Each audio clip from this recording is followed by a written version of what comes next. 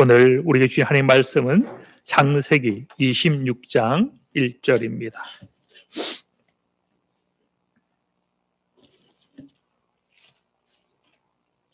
창세기 26장 1절입니다.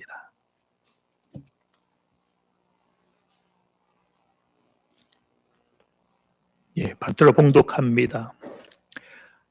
아브람 때에 첫 흉년이 들었더니 그 땅에 또 흉년이 들매 이삭이 그랄로 가서 블레셋 왕 아비멜렉에게 이르렀더니 아멘 하기 싫죠?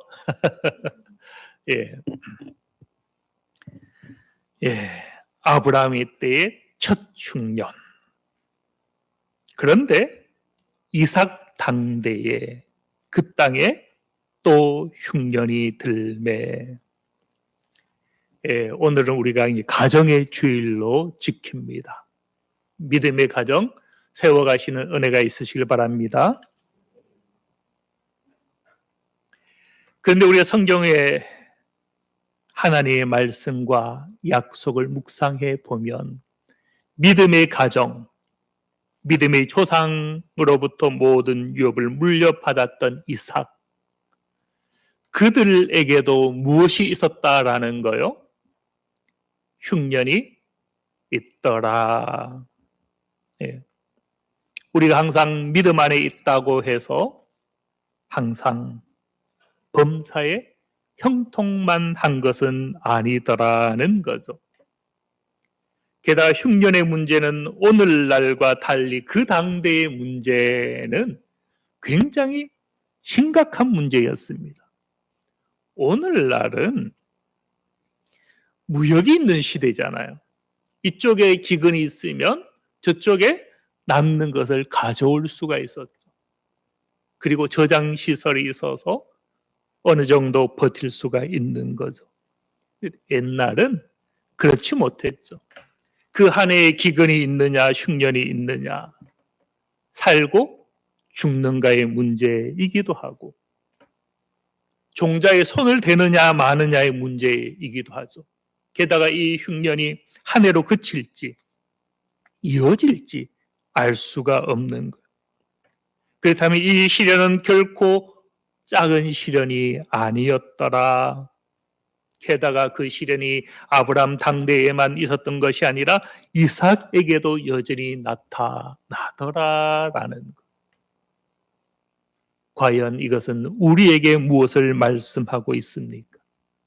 하나님의 백성에게 믿음의 가정과 그 믿음을 이어받은 자들에게도 있는 시련이 있다면 우리는 과연 여기서 어떻게 해야 될까? 표면적으로 드러난 이 흉년이 전부일까? 이것은 우리가 하나님의 은혜가 떨어졌다라고 말할 수 있는 징표가 될까?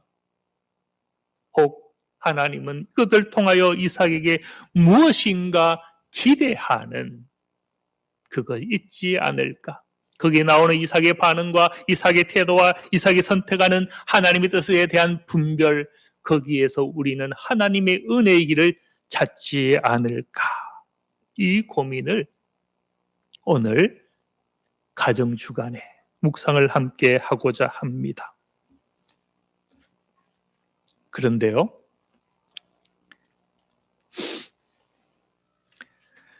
이 흉년보다 더 중한 흉년이 있죠.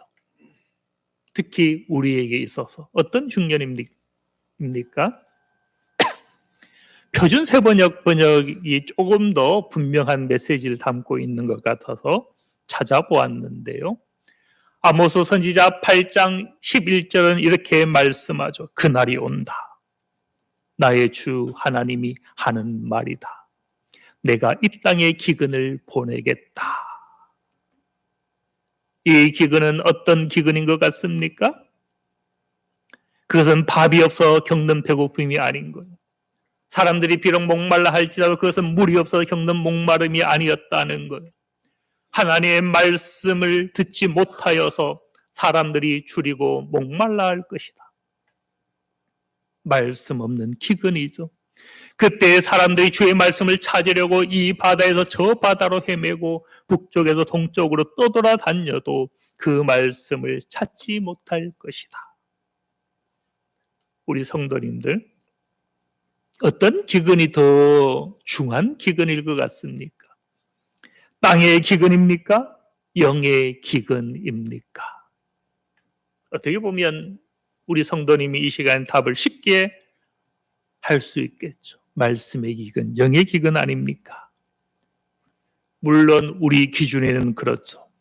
그런데 저 제3세계, 또 전쟁 가운데 있는 그들, 가자지구, 그들에게 있어서는 땅의 기근 역시 문제죠. 언제 하늘 위에서 폭탄이 떨어질지 모르고, 전쟁이 없어도 그 사회 자체가 치안 공백이 너무 심해서 여자나 자녀들이 길을 마음껏 다닐 수가 없는, 도무지 안전이 보장되지 않는, 어떤 나라는 경찰차가 길을 가다가 잘못 진입을 한 거예요. 슬럼가에.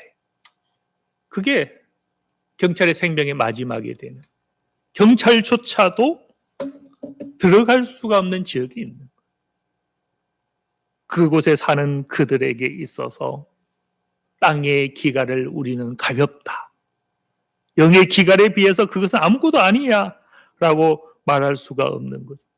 어쩌면 그들에게 영적 기갈 문제를 따지는 것은 사치가 될 수가 있는 거죠. 다만 우리 사회라면 조금 다르겠죠. 오늘날 우리는 최소한 먹고 마시면 보장이 되잖아요.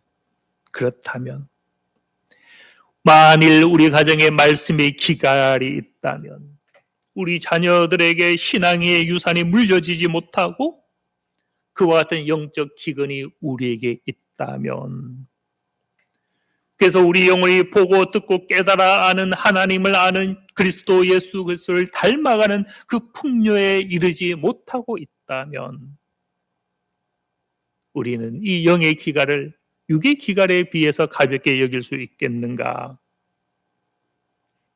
고민을 한번 해볼 수 있지 않을까 생각을 합니다. 어떤 기갈이 중합니까? 영의 기갈입니까? 육의 기갈입니까? 자기 처한 상황에 따라서 다를 수가 있죠. 쉽게 우리는 답을 찾지 못할 수가 있습니다. 저 가자지구를 한번 생각해 볼까요? 식량 지원과 물의 지원이 차단되고, 또 그들이 잘 곳은 다 폭탄에 의해서 무너졌고, 하루 한 끼가 보장이 되지 않는 그들에게 육의 기갈, 흉년, 중요한 것이죠. 당장 오늘 먹어도 내일 또 한 끼를 먹을 수 있을지, 또 깨끗한 물을 공급받을 수 있을지 알 수가 없다면 우리는 어떻게 해야 됩니까? 외면해야 될까요? 교회는 그들에 대하여 돌봄과 기도와 평화를 위한 메시지를 내어야 하지 않을까? 가만 앉아 있을 수가 없는 것. 그런 까닭에 우리도 이제 우리가 직접 선교 후원하는 곳은 아니었지만 갑자기 시리아 선교사님의 요청을 받았을 때 우리가 응답을 한 것. 비록 작지만 참여해 주신 분들 감사하고, 지난번 필리핀 때도 그렇고 이번 시리아 때도 그랬는데요. 특별히 더 감동되어서 참여해 주신 분들이 있었는데요. 감사하죠. 우리는 이 땅의 기근, 이 영의 기근, 말씀의 기근, 과연 우리는 어떻게 해야 할까? 특별히 돌아와서 우리 사회라면 우리는 그래도 영의 기갈, 말씀의 기갈을 더 우리는 안타까워해야 되는 거죠. 주님도 그랬죠. 주님은 라오디게아 교회의 그 기갈을 보셨죠. 내 행위를 아노니 내가 차지도 아니하고 뜨겁지도 아니하도다. 내가 차든지 뜨겁지 하기를 원하노라. 17절에 보면 내가 말하기를 나는 부자라 부유하여 부족한 것이 없다 하나 땅의 기갈은 거기에 없었습니다. 그런데 주님은 무엇을 찾으셨나요? 내 공고한 것과 가련한 것과 가난한 것과 눈먼 것과 벌거벗은 것을 알지 못하는도다. 주님은 영의 기갈에 대하여 아파하셨죠. 내가 너희를 구원하노니 내게서 불로 연단한 금을 사서 부유하게 하고 흰옷을 사서 벌거벗은 수치를 보이지 않게 하고 안약을 사서 눈에 발라보게 하라. 오늘의 사회라면 우린 단지 무엇을 먹을까 입을까 마실까를 넘어 있어야죠. 과연 나는 보고 듣고 깨달아 아는 그리스도의 뿌리에 연결되어 있어서 열매 맺는 충실한 그 가지인지 우리는 확인을 해야 되는 거죠. 성경을 참고해 보면 또 다른 기갈이 등장합니다. 하박국 선지자의 외침이죠. 1장 2절에 보면 여호와여 내가 부르짖어도 주께서 듣지 아니하시니 어느 때까지이리까. 내가 강포로 말미암아 외쳐도 주께서 구원하지 아니하시나이다. 무슨 기갈입니까? 죄악과 폐역을 보는 그 아픔, 겁탈과 강포가 그 앞에 있고 변론과 분쟁이 일어났는 율법이 해했을 뿐만 아니라 정의가 시행되지 못하오니 하박국 선지자가 보았던 기갈은 정의의 기갈이었죠. 악인의 의인을 애워쌌으므로 정의가 굳게 행하여짐이니이다. 이 사회에 정의가 혹 없다면 이 정의의 기갈은 과연 우리에게 가벼운 기갈이 될 수 있겠는가? 우리 기갈보다 흉년이라는 표현을 우린 더 쓰긴 합니다만 성경에 이 기갈이라고 표현을 하고 있기 때문에 이 용어를 저는 지금 사용하고 있는데요. 우리 성경 가만히 상고해 보면 이 정의의 기갈의 문제는 한때 한 선지자가 외친 주제가 아니었습니다. 전 선지자들이 외쳤던 모든 선지자가 다루었던 주제, 다르게 말하면 믿음의 핵심 가치였다는 거죠. 까닭에 아모스 선지자도 그 아픔에 대해서 이야기했죠. 여호와께서 이와 같이 말씀하시되 이스라엘의 서너 가지 죄로 말미암아 내가 그 벌을 돌이키지 아니하리니 그것은 너희들이 내게 기도하지 않고 헌물하지 않고 예배하지 않았다라는 항목이 아닌 거예요. 은을 받고 의인을 팔며 흰 한 컬레를 받고 가난한 자를 팔며 정의가 왜곡된 정의의 기갈을 탄식하고 아파하고 경고하고 있더라라는 거죠. 정의의 기갈은 어떻게 회복될 수 있습니까? 기도하면 회복이 될까요? 예배를 잘 드리면 해결이 되겠습니까? 아닌 거예요. 신앙의 행위로 해결되지 않더라는 거죠. 이것은 무엇으로요? 정의의 문제는 정의를 통해서만 회복이 되는 거예요. 하나님은 무엇이라고 말씀합니까? 나는 너희들의 절기를 미워한다. 예배를 미워한다는 거예요. 너희들의 성회를 내가 기뻐하지 아니한다는 거예요. 너희가 번제나 소제를 드릴지라도 내가 받지 아니할 것이요 살찐 희생의 화목제물도 내가 쳐다보지 않을 것이다. 찬양을 그치라. 노래를 그치라는 것. 무엇을 하라라는 겁니까? 정의를 물같이 공의를 마르지 않는 강같이 흐르게 할지어다. 정의의 기갈 문제는 우리 신앙에 있어서 저 변두리 문제가 아닌 거예요. 핵심적인 것. 흔히 말하는 우리의 대선지자도 마찬가지죠. 이사야 선지자. 무엇이라고 증언합니까? 내가 기뻐하는 금식은 이 표현을 다르게 말하면 무엇이 될까요? 내가 기뻐하는 예배, 내가 기뻐하는 기도, 내가 기뻐하는 찬양은 무엇일까 하는 거죠. 그것은 성전에 들어와서 고요히 드리는 예배가 아니다라는 거예요. 흉악의 결박을 풀어주는 그 사건, 멍에의 줄을 끌어주며 압제당하는 자를 자유하게 하는 것, 모든 메인 멍에를 풀어버리는 것이 아니겠는가. 줄인 자에게 내 양식을 나누어 주며 유리하는 빈민을 집에 들이며 헐벗은 자를 보면 입히며 내 골육을 피하여 스스로 숨는 것이 아니겠는가. 그리하면 어떤 은혜와 약속이 기도했더니 예배를 드렸더니 그게 아닌 것. 정의가 왜곡되었으면 정의를 행해야 되는 것이죠. 우리는 신앙의 이름으로 많은 부분에 대해서 혹 정의에 대해서 눈 감아버리고 침묵하고 있지는 않습니까? 그래서 우리가 성경을 오해한 것, 하나님의 뜻을 오해한 겁니다. 무엇이 신앙이겠습니까? 우리 삶의 내용이 바뀌지 않는데 그것이 신앙이 될 수 있겠나요?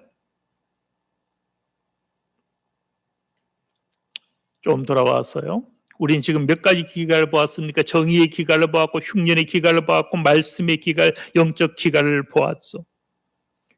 그런데 어떤 본문도 하나님이 짠 나타나서 내가 해결해 줄게는 아니더라. 아니더라. 정의의 문제는 너희가 정의를 행하라 라는 것이죠. 이상은 우리에게 무엇을 말씀합니까? 하나님이 왜 직접적으로 개입해서 해결사의 하나님이 되어주지 않습니까? 오히려 하나님은 하박국 선지자에게 이렇게 말씀했죠. 보라, 그의 마음은 교만하며 그의 속에서 정직하지 못하나 의인은 그의 믿음으로 말미암아 살리라. 이렇게 말씀했죠. 여기서 오늘 시작한 믿음의 가정, 믿음의 후손이었지만 그럼에도 불구하고 시련과 환난과 흉년이 올 때 우리는 과연 어떻게 해야 될까?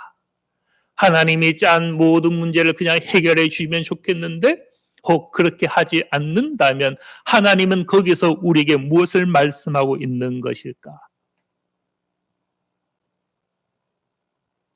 하박국 선지자의 이 대답을 통해서, 이 응답을 통해서 우리는 하나님의 뜻을 알아갈 수 있지 않을까요?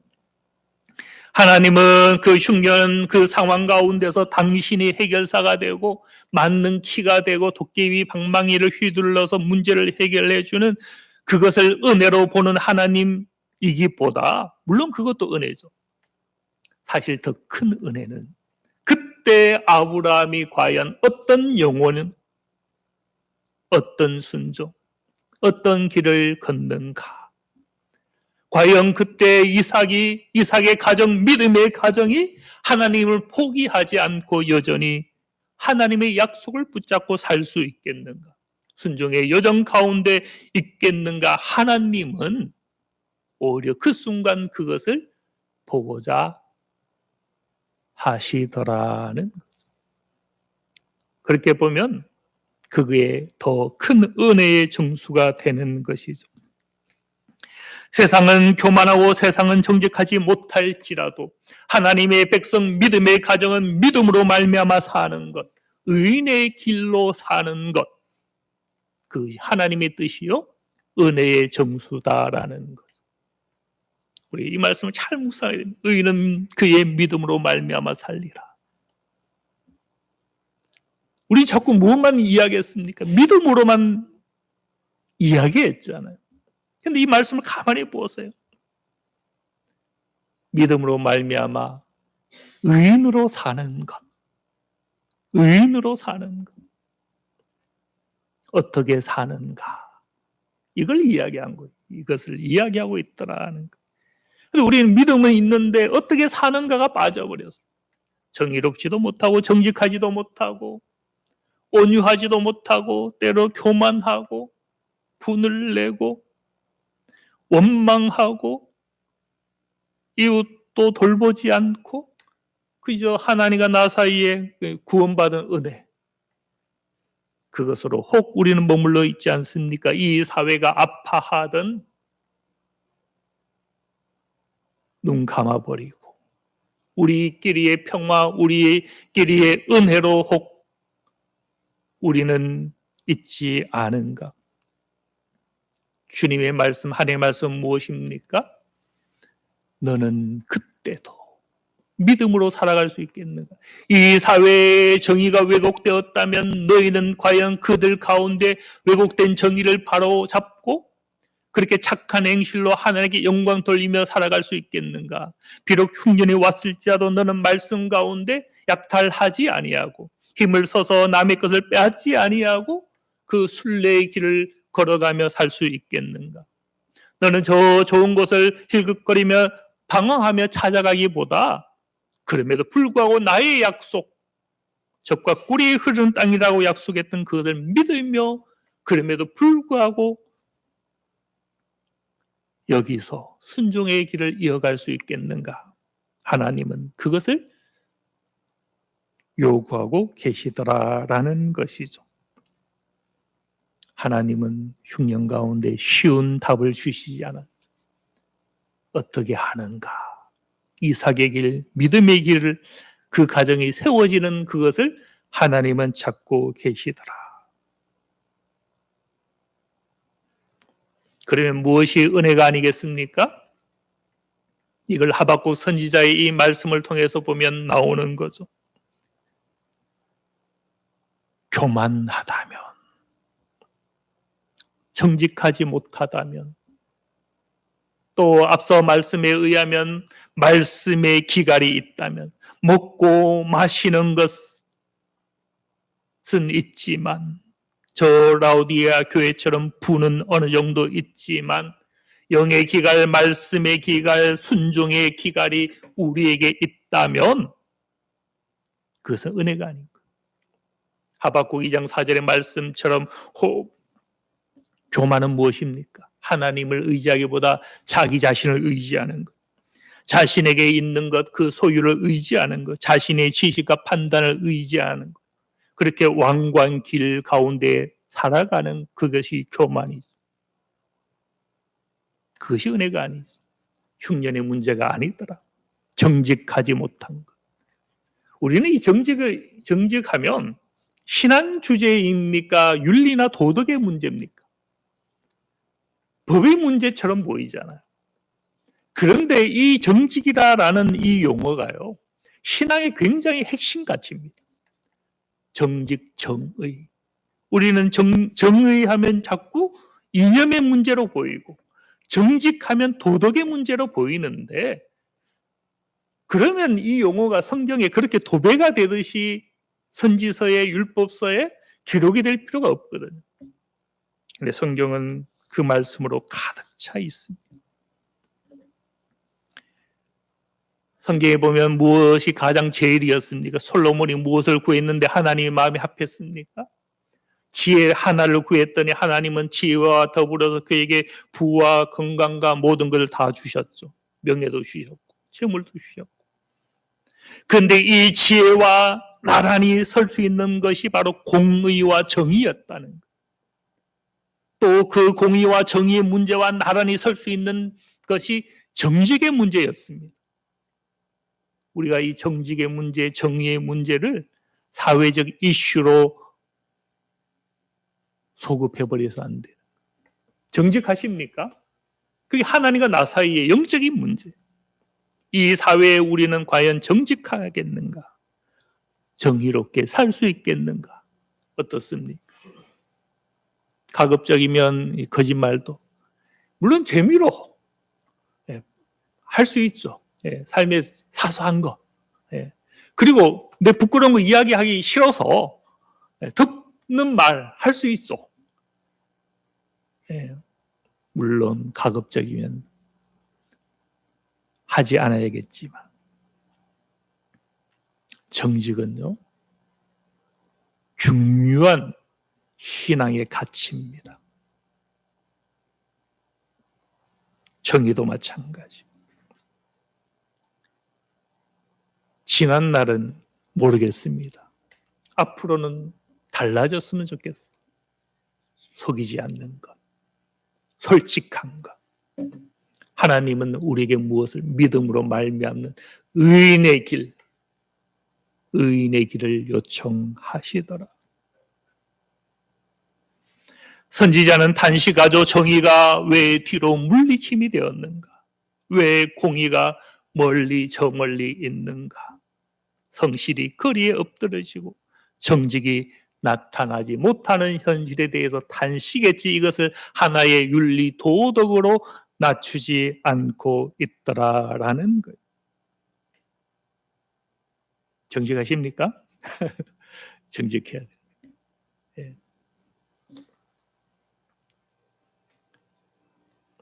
성경에 보면 하나님의 은혜가요, 두 차원이 있습니다. 이것도 은혜요. 다윗이 성실과 공의와 정직한 마음으로 주님 앞에 행하는 것, 이것 자체가 은혜입니다. 그런데 그 은혜 위에 부어주시는 은혜, 그렇게 보면 은혜는 두 가지 이중성이 있어요. 우리가 누구인가 그 자체가 은혜. 누구일 때 누구이기 때문에 순종하는 자요, 선을 행하는 자요, 베푸는 자요, 그러면 그 자체가 은혜죠.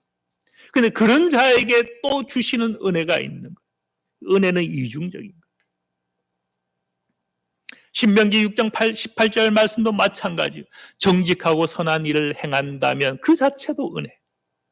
또 거기에 하나님이 부어주시는 복도 있는 거예요. 대적을 내 앞에서 쫓아낼 것이고 조상들에게 약속했던 아름다운 땅을 차지한다. 누구에게요? 정직하고 선한 일을 행한 사람. 여기 뭐 믿음의 교리가 나옵니까? 교리를 잘 지켰느냐? 율법대로 잘 했느냐? 만약에 그랬다면요, 바리새인들이 주님 앞에 얼마나 칭찬을 많이 받았겠어요. 세리와 죄인들이 얼마나 책망을 많이 받았겠습니까?